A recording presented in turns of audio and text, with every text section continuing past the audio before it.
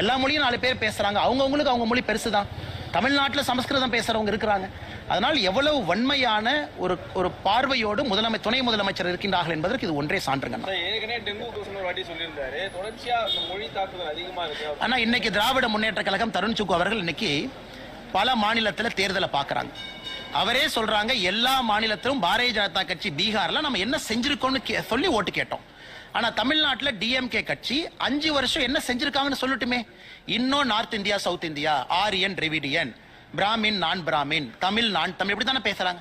4 ஆண்டுகளாக என்ன வேலை செஞ்சீங்கன்னு சொல்லுங்க. மக்கள் ஓட்டு போட்டு நாங்க ஏத்துக்கிறோம்.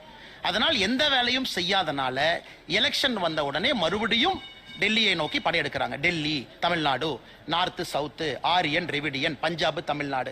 இந்த முறை தமிழக வாக்காளர்கள் இதை ஏற்றுக்கொள்வதற்கு தயாராக இல்லை. இதையெல்லாம் நிராகரிக்க போறாங்க. இதுவரை முதலமைச்சரோ துணை முதலமைச்சரோ வாயை திறந்து அவங்க செஞ்ச சாதனையை இதுவரைக்கும் சொல்லவில்லை என்றாலே தெரியுது இந்த எலெக்ஷனை எதிர்கொள்வதற்கு அவர்கள் பயப்படுகின்றனர்.